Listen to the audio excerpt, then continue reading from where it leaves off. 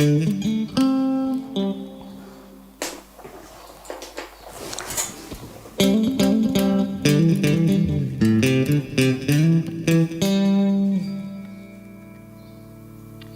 le temps vérifier qu'on est bien accordé.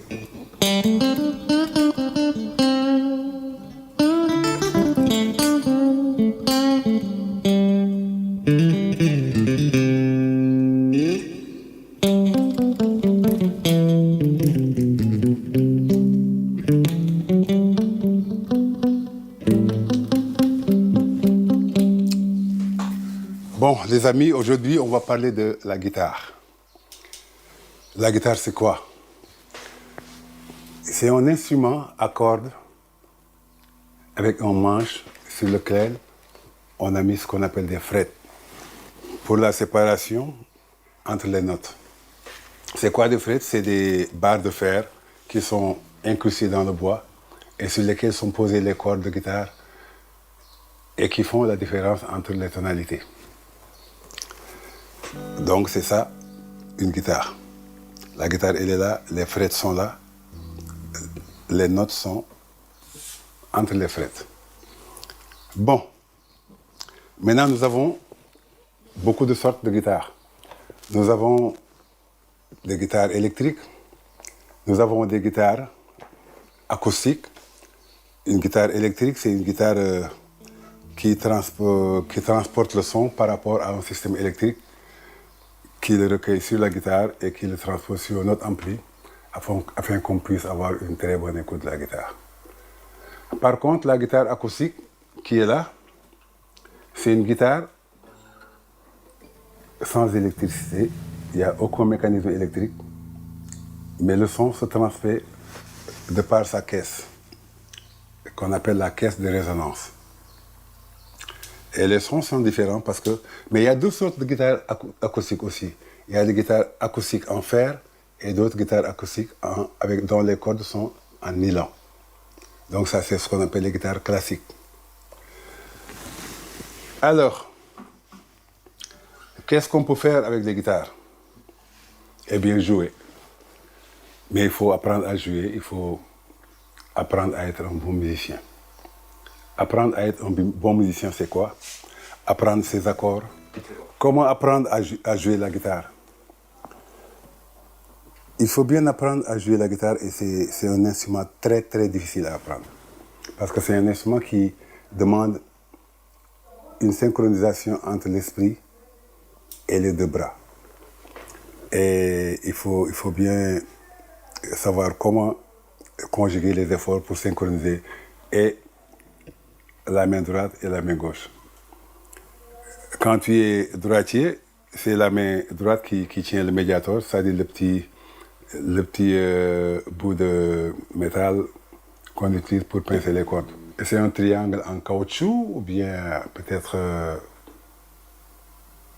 en fer même parfois. Avec la main gauche, on plaque les accords. On commence à prendre les petits accords de base, comme le la mineur, comme le do mineur, comme le do majeur, comme le sol majeur, qui sont les accords les plus utilisés quand on apprend la guitare. Et on a toujours dit qu'avec ces trois accords, on peut toujours créer un morceau, une chanson qui peut plaire aux gens. Exemple. Et c'est toujours les trois accords que j'utilise, le la mineur, le do majeur qui est un accord relatif et le sol majeur. Donc c'est avec ces trois accords que je peux faire un morceau complet si je veux. Mais il faut apprendre maintenant à jouer ces accords-là sur n'importe quelle partie du manche. C'est là où on commence à se familiariser maintenant avec la guitare. Au lieu de faire...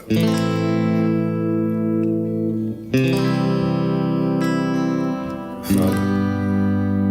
Maintenant, je peux le faire comme ça.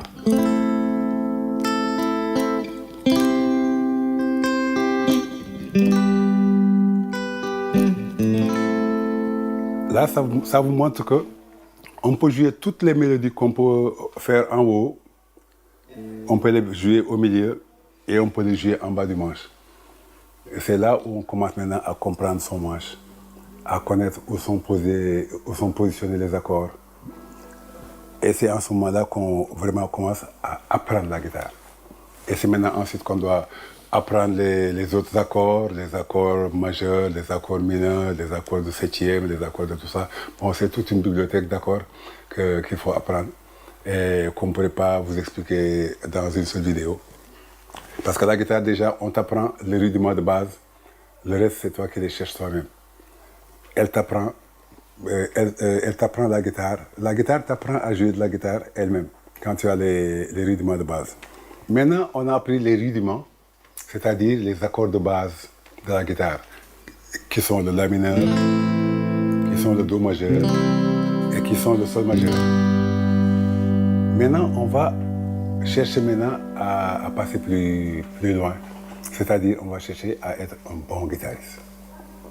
Un bon guitariste, il n'y a pas de secret là-dessus. Il faut toujours travailler. Il faut faire en sorte que la guitare fasse corps, qu'on fasse corps avec la guitare, que la guitare soit le prolongement de notre bras, en fait.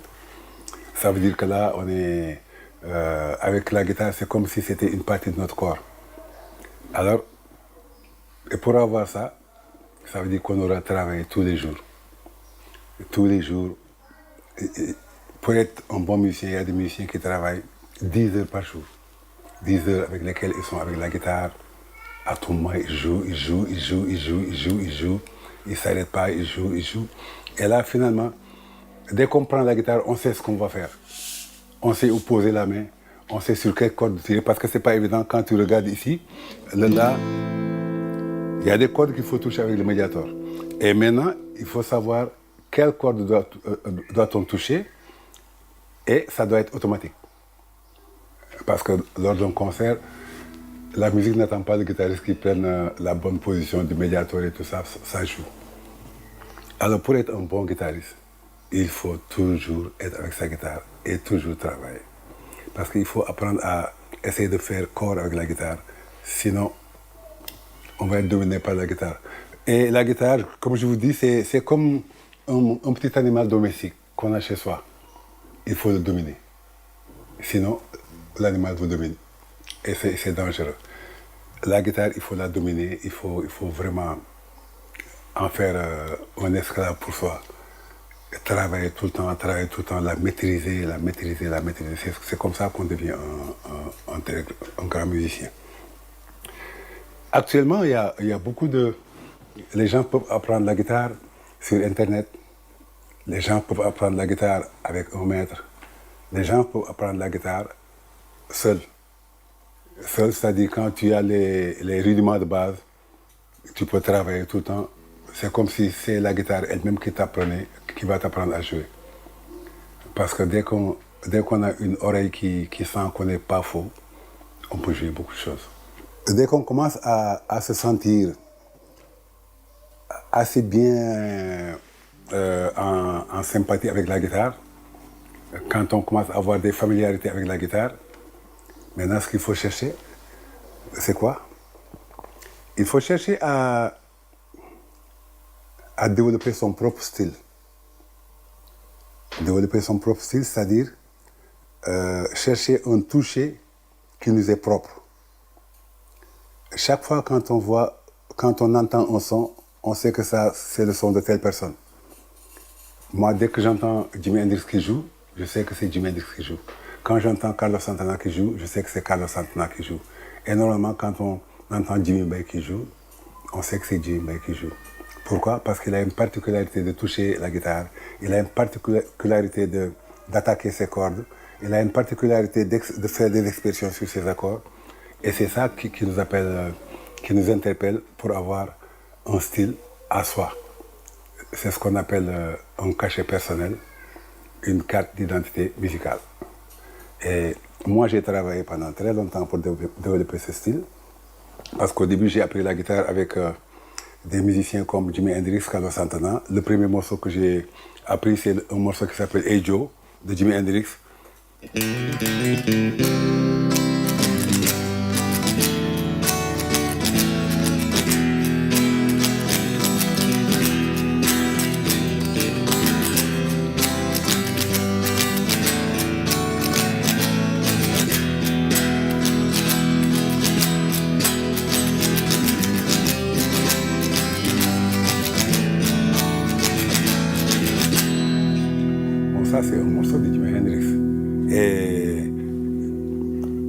dès que tu joues ça, tout le monde sait que ça c'est Hey Joe de Jimi Hendrix dans le monde entier. Parce que ça c'est le cachet de Jimi Hendrix. J'ai aussi appris des morceaux avec Carlos Santana, qui... moi, j'ai pas eu la chance d'avoir un maître qui m'a appris la guitare. J'ai pas eu la chance d'aller à l'école de musique. Je me suis formé dans la rue. Donc, j'ai été un autodidacte qui s'est formé tout seul avec quelques grands frères que je voyais jouer. Grand, c'est quoi, qui me montraient des accords et tout ça. Après le reste, je les ai travaillés tout seul. Donc, après avoir fait des morceaux de Santana, ça c'est un morceau qui s'appelle Europa.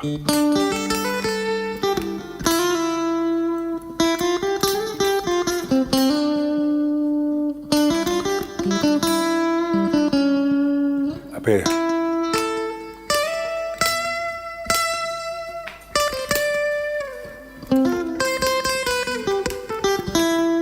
et maintenant, j'ai continué à évoluer avec d'autres morceaux, jusqu'à arriver à un moment où je me suis dit, mais attends, pourquoi chaque fois que je vais en tournée avec mon groupe, je fais un solo de guitare, les gens applaudissent et puis ça s'arrête là.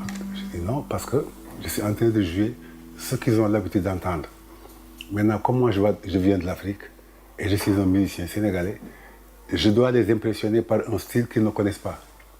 Le style qu'ils ne connaissent pas, c'est quoi? C'est que je vais transposer les instruments traditionnels qu'on a chez nous, c'est-à-dire le khalam, la kora. Le khalam qui est beaucoup plus connu en Afrique de l'Ouest comme le ngoni. Et j'ai essayé de transposer ça sur une guitare moderne. Très compliqué et très difficile. Ça m'a pris presque une dizaine d'années pour réussir à le faire.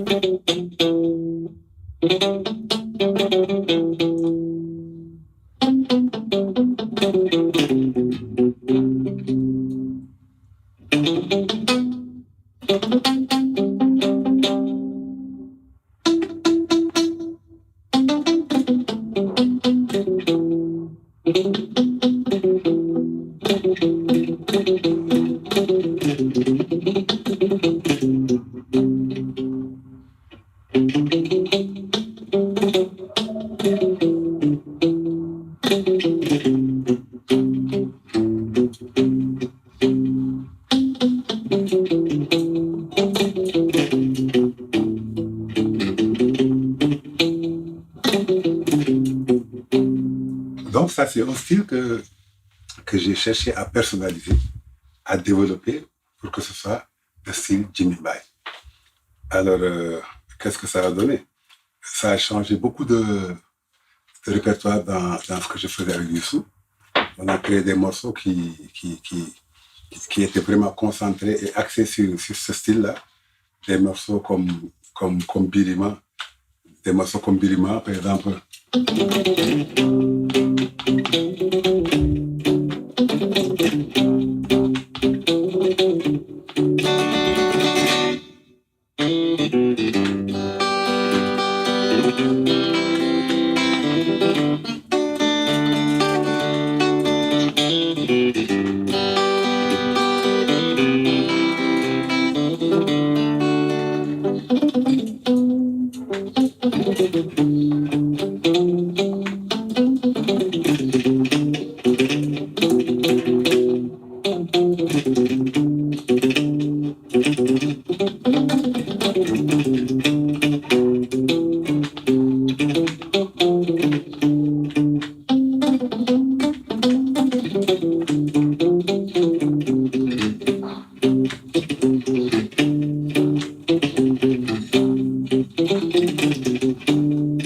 Des morceaux comme ça, des morceaux comme il y a plus d'une vingtaine d'années, on a joué un morceau qui s'appelle Kharit, qui commençait comme ça.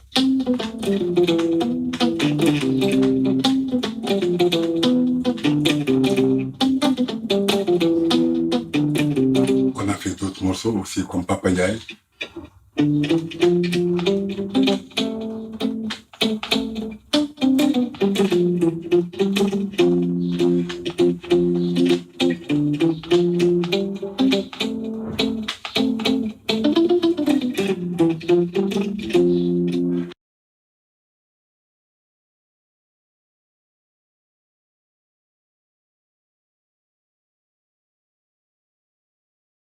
Et comment on joue cette guitare dans ce qu'on appelle la musique mbalax. La musique mbalax, c'est la musique originaire du Sénégal. C'est celle qui fait vibrer les Sénégalais. Bon, c'est vrai qu'on a un problème avec cette musique parce que, au point de vue percussion, au point de vue rythmique, on a des sensibilités tellement ésotériques que nous connaissons beaucoup, que nous maîtrisons beaucoup, mais que l'Occident n'arrive pas à maîtriser. Et donc les guitares jouent un rôle très très important dans cette musique. Bon, jouer avant un rôle très très important. Parce que c'est comme si, quand tu prends la guitare pour jouer un riff serré, c'était tellement joli. Rien que les guitares, ça faisait toute la musique. Rien que les guitares, ça faisait toute la musique. Ça te jouait carrément la chanson que le chanteur reprenait et la guitare suivait le chanteur. C'était tellement beau. Je me souviens d'une chanson, par exemple.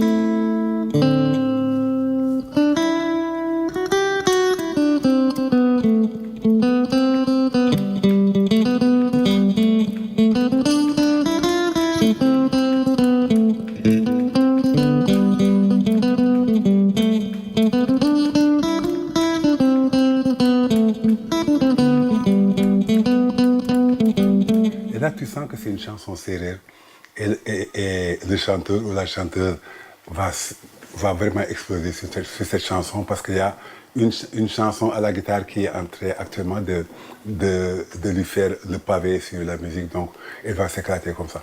Mais maintenant, ce qu'on appelle le mbalax pur et dur, c'est là où il y a un problème de guitare.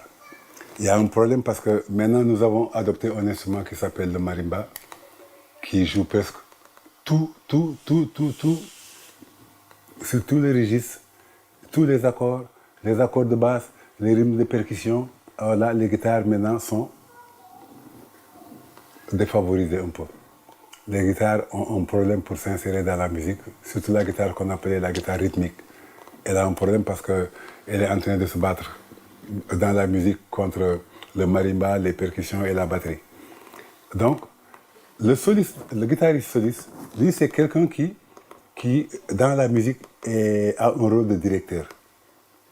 Et c'est tellement important, parce que c'est en général lui qui fait tous les intros, qui fait les solos de guitare, qui fait les riffs de fin. Donc c'est quelqu'un qui c'est une guitare qui est très très importante dans la musique sénégalaise.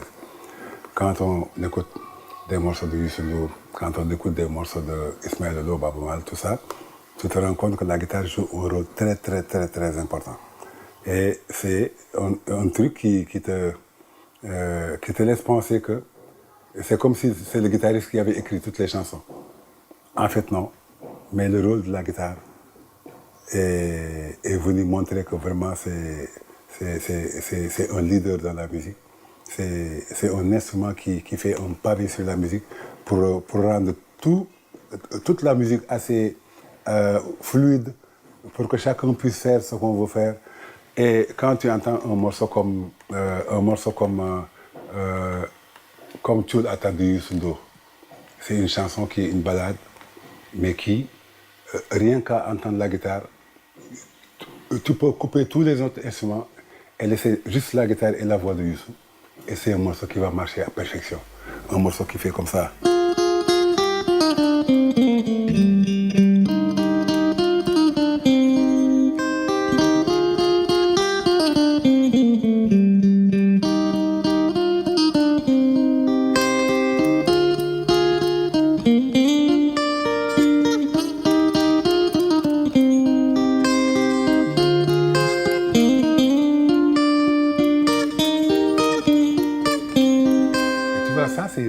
C'est des rythmes de guitare qui ont fait le tour du monde.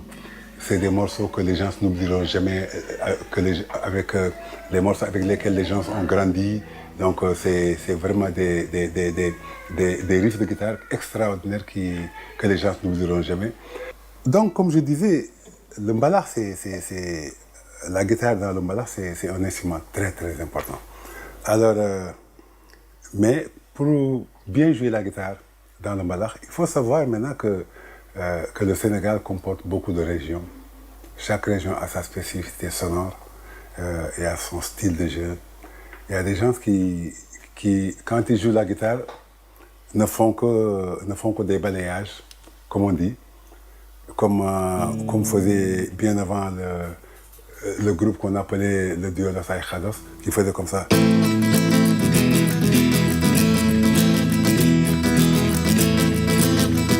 Ça, c'est des balayages qu'on fait dans le bala aussi, mais d'une autre façon.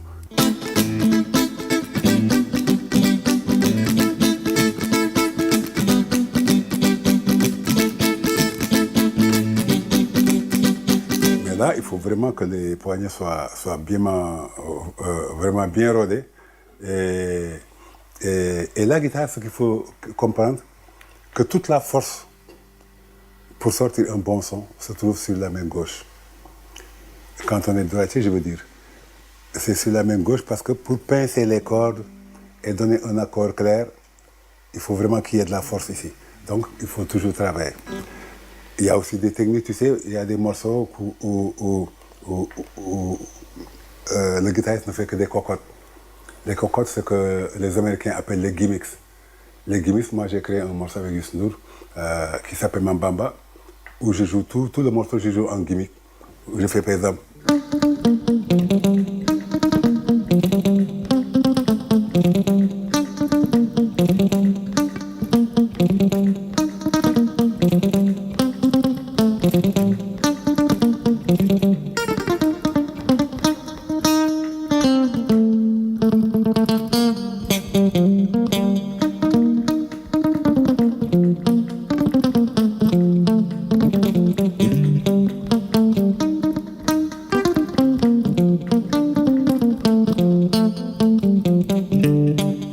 Là, c'est ça qu'on appelle les gimmicks.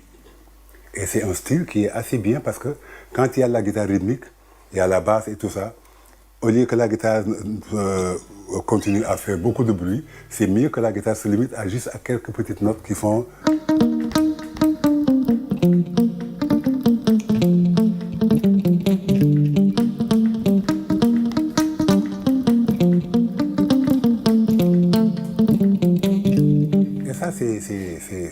C'est un jeu tellement subtil, mais qui est assez harmonique et qui est assez rythmique. Parce qu'à entendre le son, tu sais que c'est un son de cocotte, comme je l'utilise dans mon fameux son de Khalam. Alors, et c'est un son qui va être rythmé, mélodieux et tout ça. Il y a aussi des sons qu'on appelle, par exemple, des arpèges. Par exemple, j'ai fait un morceau avec Youssou qui s'appelle Gentegi. Je vous donne juste des exemples pour que vous puissiez comprendre la différence entre les différents styles. Par exemple, quand je fais...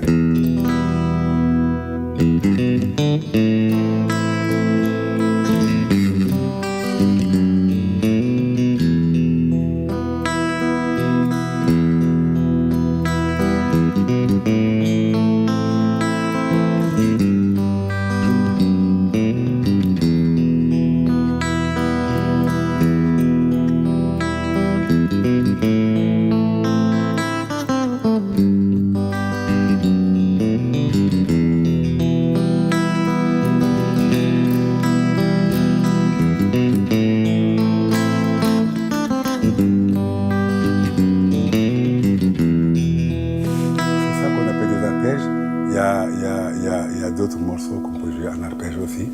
En général, les arpèges, on les joue dans les morceaux, des morceaux genre ballade, qui ne demandent pas beaucoup d'instruments, qui demandent juste une guitare et un piano et tout ça. Et là, c'est des arpèges qui font vraiment... c'est comme quand je fais Birima. Birima, un morceau extrêmement aimé au Sénégal.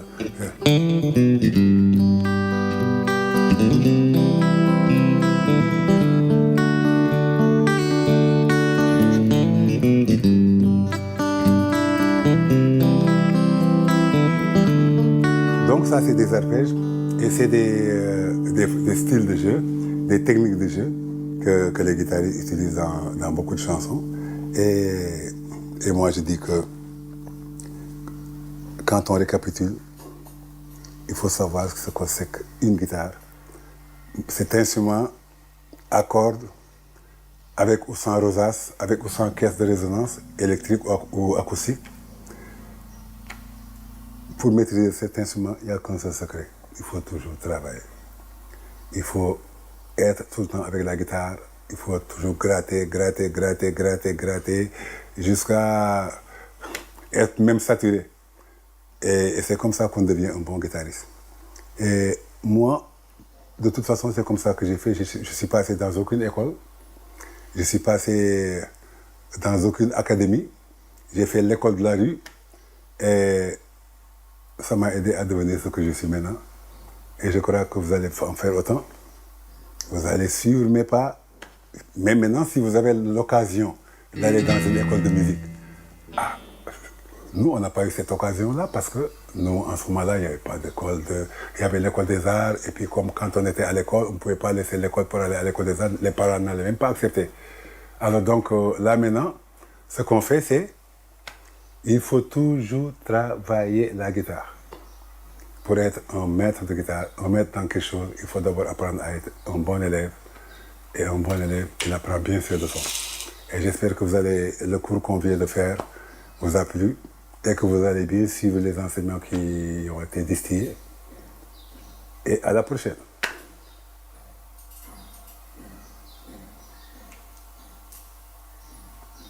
Maintenant, on va essayer de s'amuser un peu avec la guitare acoustique.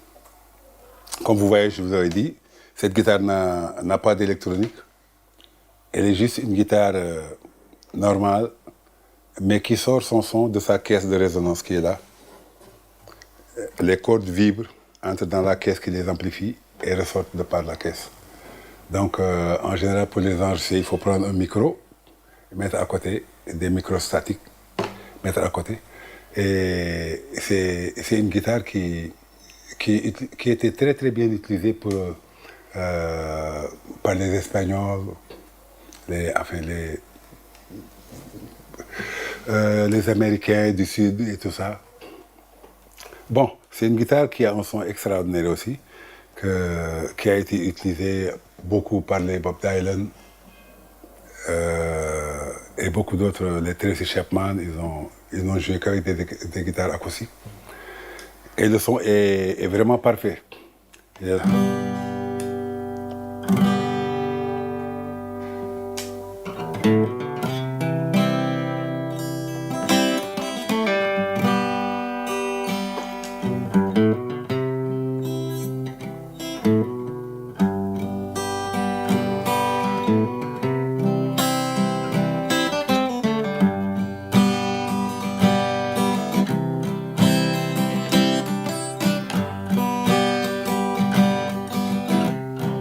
Au Sénégal, on a utilisé cette guitare pour faire des morceaux comment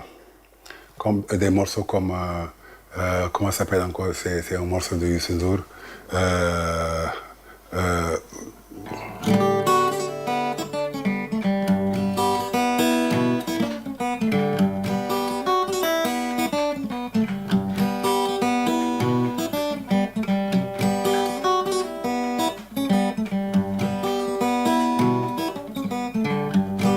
Tu vois, ça c'est des morceaux.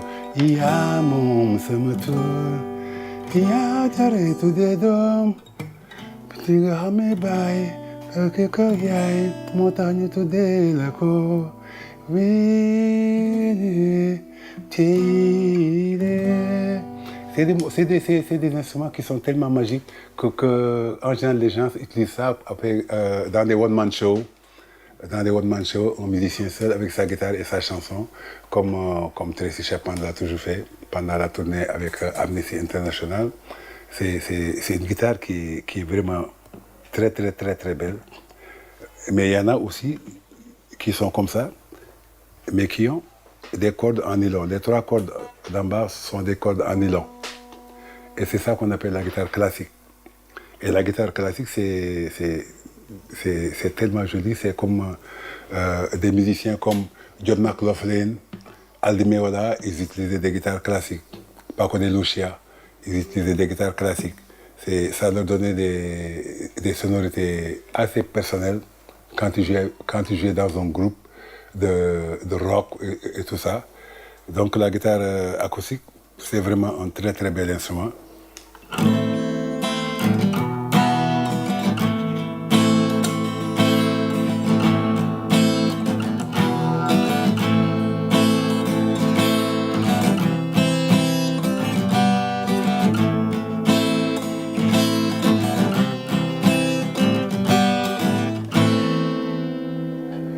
Bon, maintenant on va passer à une pièce qui sert de liaison entre la guitare électrique et l'amplificateur et qu'on appelle la pédale multi-effet. La pédale multi-effet, c'est un appareil qu'on utilise avec la guitare, en fait, pour changer les sons. Par exemple, je reprends la guitare électrique et je vous montre. Ils sont très forts, hein, les blancs là. Ils ont créé des appareils qui te changent les sons d'une façon extraordinaire. Par exemple, quand tu veux faire un morceau de Jimi Hendrix, il te faut une pédale qui s'appelle la distorsion. La distorsion, c'est comme quand tu veux faire ça, par exemple.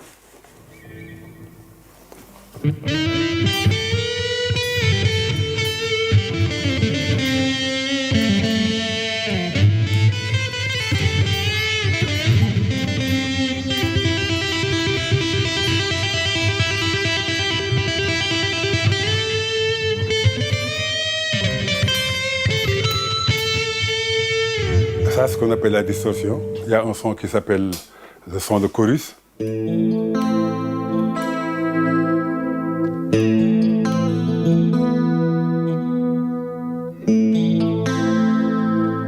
Ça, c'est un son de chorus. Mais il y a d'autres sons aussi qui sont assez différents, qui s'apparentent à des synthés et tout ça qu'on peut utiliser avec la guitare. Alors,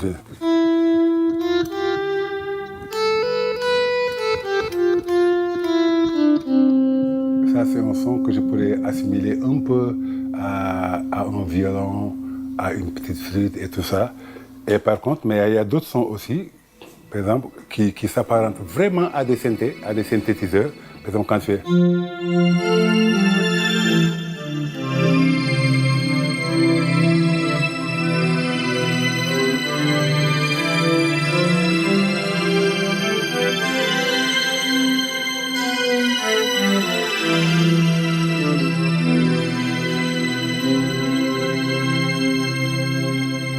Eh bien, chers amis, c'est ainsi qu'on va se quitter. Jusqu'à la prochaine fois. J'espère que vous avez bien aimé cette classe de guitare. Et j'espère que vous en aurez tiré beaucoup de profit. Allez, à vos guitares. À la prochaine. Bye.